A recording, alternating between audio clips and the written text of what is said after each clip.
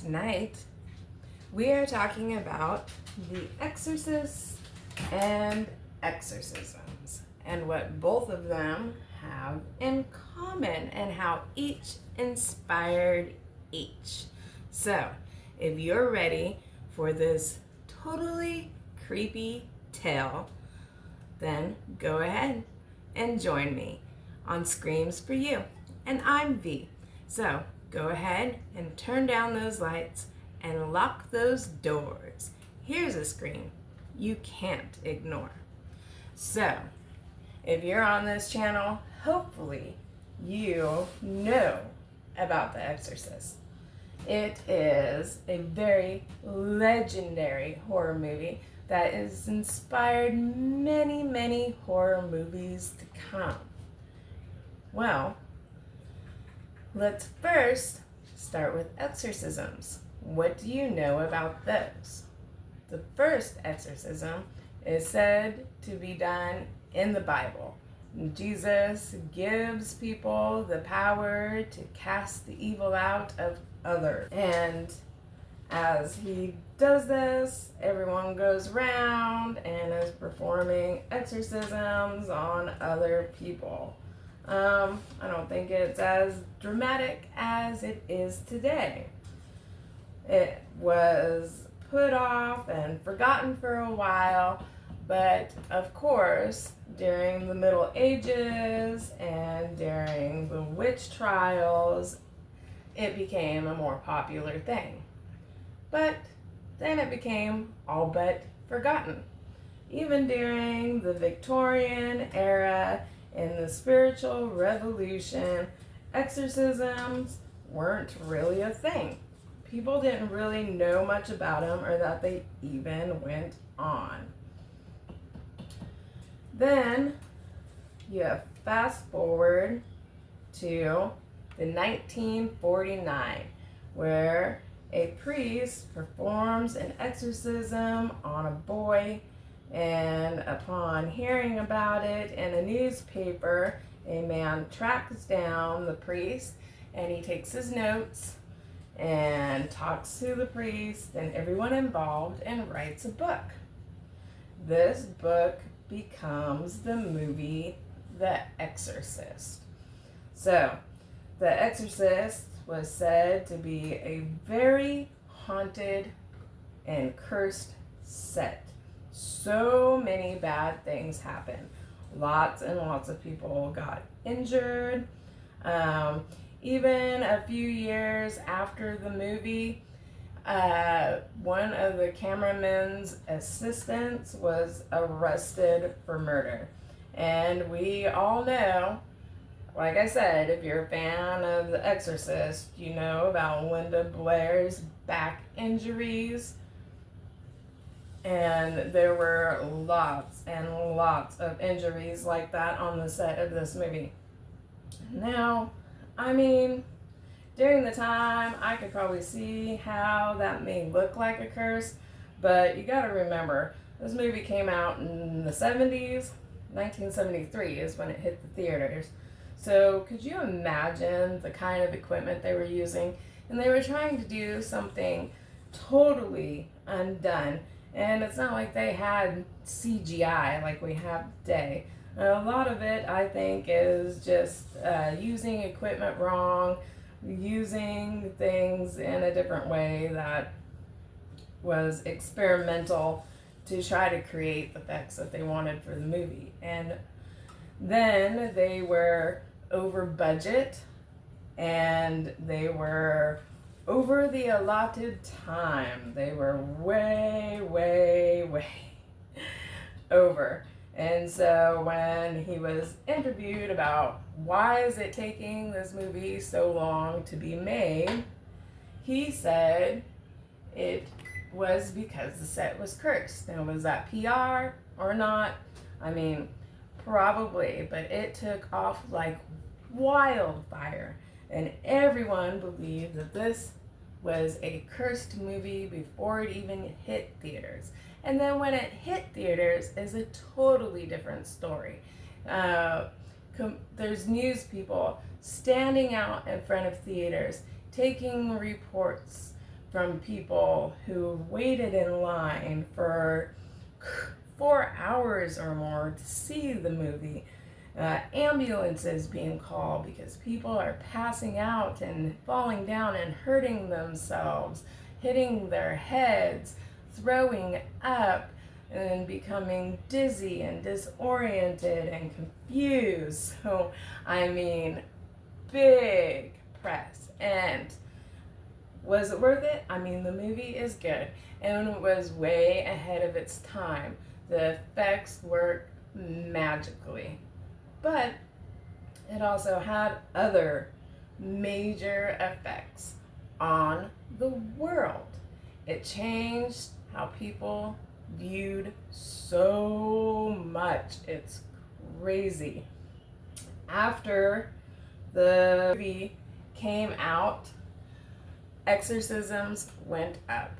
The church began delving into it, saying that this stuff was very true, and they had to reinforce themselves up on exorcisms. They have to have special priests. Not just anybody can do an exorcism.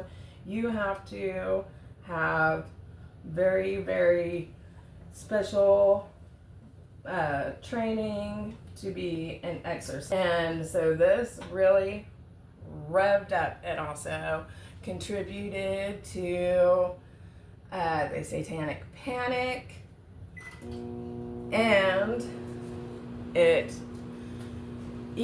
just really grew everybody's fears. And now there's really evil out there. This is what people truly believe, and it still goes on today. Did you know that 50% of Americans believe that people can be possessed by the devil and that they need exorcisms? There have been countless movies since trying to, relive the fear that the Exorcist gave. And these also fuel the fear still today. Exorcisms are performed all the time today, and the increase in exorcisms happens every year. And not to mention that there is oh my gosh, YouTube, there is exorcists that go on YouTube and talk about how many exorcisms they give and how they perform them. It is crazy. There's a lot of things based on true stories. Now, could I find if exorcisms are actually real or fake? No more, these days about mental illness and things like that. I was watching an exorcist that said that he performed over 50,000 exorcisms in 5 decades. So that's a lot of exorcisms a year, or 10,000 exorcisms a year performed, and more increase. You have to fill out an application in order to get an exorcism, and a priest comes out and tells you, evaluates you to see whether or not this is true. And it happens tons and tons today. And it's crazy. That's just the ones that are on record. They go on record that aren't performed by exorcists of the church. 3 signs of possession. One of them is the adversity of God and holy things. They do, tons of prayers. I don't know if it's crazy or scary, right? I mean, which one is it? Are these people really possessed? I mean, don't get me wrong, there is definitely evil in this world. I mean, evil things happen all the time, right? I mean, we see it on the news every single day, and these people that are possessed are like at home. This is what I wondered. So you're possessed by a demon. These priests say they've seen them levitate up off their beds, you know, just like the movie, and that they have all these powers and knowledge, but they're at home. I mean, if I was a demon that could levitate, don't you think I would? Why are you not out causing trouble, getting followers, you know, creating cults and becoming a serial killer, or you know, doing something? You're the devil. Aren't you trying to take over like politically and have power to corrupt everybody? But you know, I'm not an exorcist. I'm not a priest. So I guess my questions won't ever really be answered. I tried looking for answers for these questions that I have, and I couldn't really find any. Is it real? Was the boy who actually had the exorcism that influenced the movie The Exorcist really possessed? Or was he grief-stricken because the person that he loved most? And I tell you what though, if there's somebody that has to perform 10,000 exorcisms a year and that's just one exorcist, then that is a truly, truly scary thought. Don't you think? I mean, it's crazy. So comment down below. Should we be scared, or is it all just kind of a hoax? Let me know. And so don't forget to subscribe and have a spooky night.